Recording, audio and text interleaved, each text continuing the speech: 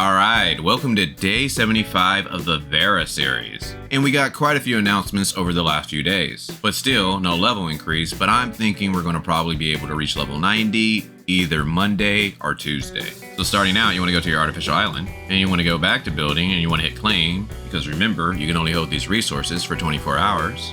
On top of that, you want to make sure you clear out your exchange store, and don't forget to kill your enemies on the island because they reset every Monday, and try not to wait till Procrastinator Day like I usually do. And again, another reminder, I recommend that you try to get your fishing to rank 9 because there should be some standard matrices added to the fishing pool in patch 2.4. Next, you want to do your Mia's Kitchen, and you want to knock out your 4 bounties for the day, and I'm going to go with the Sparrow. Next, we got Vitality, starting with joint operations. So for today, we got access to Bracer's Chest, a Huma, and a Samir Matrix, the Endgame, and Carnival Party. But again, we should probably be reaching level 90 next week, so you might want to focus on getting weapon materials. Which brings us to Interstellar Exploration, and you want to check Vera as well as check a Sparrow so that way you can get all of your Stargates. And how you can tell if you have a level 3 Stargate is if this weapon battery category has a number 3, it's a level 3 Stargate, but if it has a number 2, it's a level 2 Stargate. But if you don't have any level 3s or level 2s, you could always do Dimensional Trials. And if you need money, you could always do Space-Time Domains. And if you're pressed for time, you could always make Omnium Beacons. But again, you might want to have max Omnium Beacons so that way you'll be ready to get to 90. Then we have our optionals, and that is giving gifts to your 1.0 characters. And the best way to do that is to go to the black market and talk to Hopkins, see this island and do the claw machine, and knock out your 2 trainings for the day. But what is not optional is to do your 8 fun zones. And if you have not already completed it, do your 6 Gray Space Fishers. But the best rewards are in the Twilight Zone, but you do have an 8-hour time limit, so there is no rush on that. And don't forget to do your racing for the month so that way you can get that easy 400 Mira. And don't forget to do your Security Force missions for the week so that way you can get those Ode Vera coins in Mira. Then we want to check on our appointed research. You want to go to the missions tab, click on an item and click use so that way you get to your appointed research.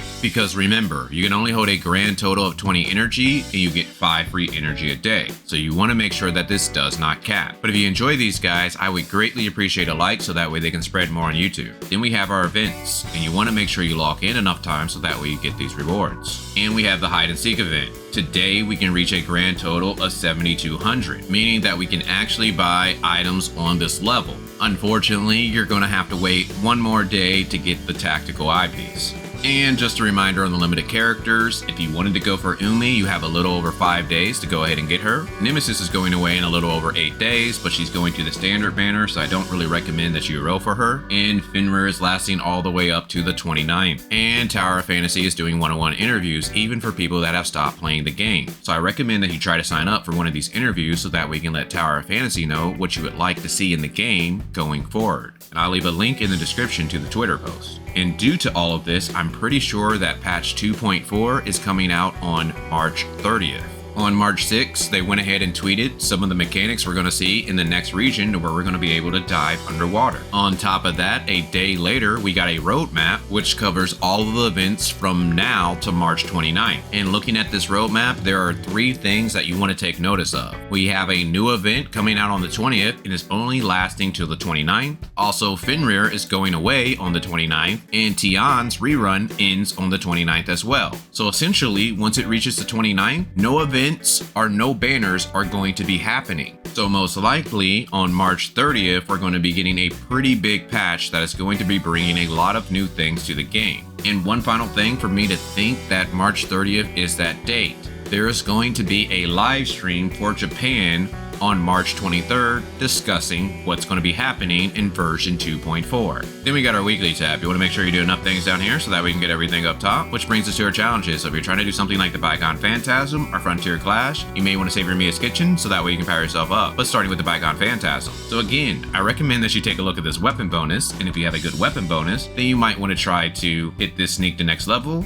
and if your CS is high enough, you're going to be able to jump up 11 levels. But the biggest thing that will determine your rank is Sequential Phantasm. If you're able to get a high score here, most likely you're going to get the top score for the week. But this week, I'm probably going to either be getting 2nd or 3rd place unless I do a lot of climbing this week. We already got someone who's on floor 500, and number 1 is already in Balance Realm 22, which I believe is the highest that anyone has got to on our server. Void Rift, we got another attempt today, so you want to go ahead and knock that out so that way you got that chance for that Matricy. Void Abyss, now you have till the end of the month to go ahead and clear this, and here's the tech that I currently use. Now these buffs are for a tank, but one buff that I recommend that everyone try to have is Electron Halo and Mechanical Core 2. But Mechanical Core 2 may not be necessary depending on your team, but if you are dying a lot, it will help. Origin of War, now we have until the end of the month to go ahead and complete this, but if you're still having trouble, you can wait a few more days until that difficulty goes down. Wormhole, we got 3 days to go ahead and complete this so that way you can get that extra energy crystal dust. Frontier Clash, now you could just wait until tomorrow to where you get your last attempt and just knock them all out tomorrow. Raids, you want to make sure you do the last two on Heroic,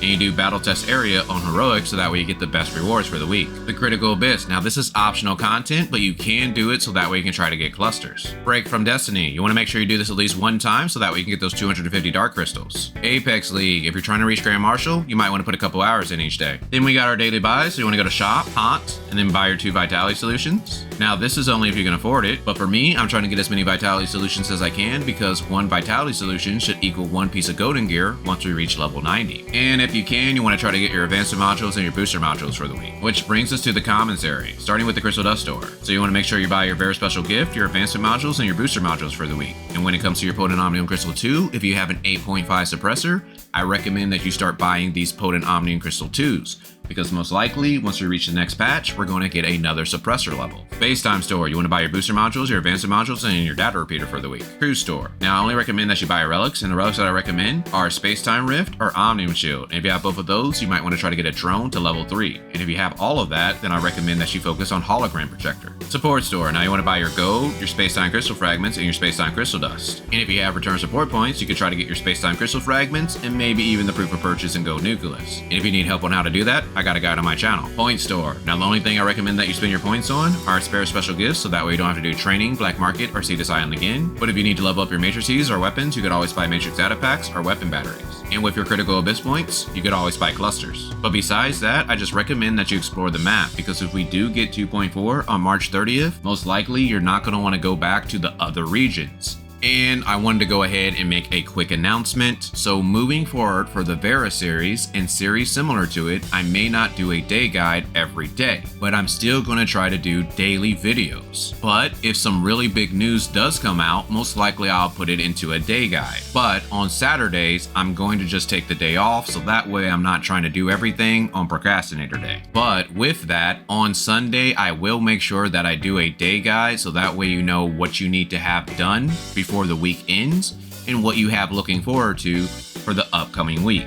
And lastly, next week, I do have a lot of real life things that I need to take care of, but I'm still going to strive to get you at least one video a day. But if I end up missing a day, I'll be sure to notify you guys on my channel. Well, hopefully you guys enjoyed this. If so, feel free to check out my DPS calculation video for Fenrir. But other than that, talk with you guys later.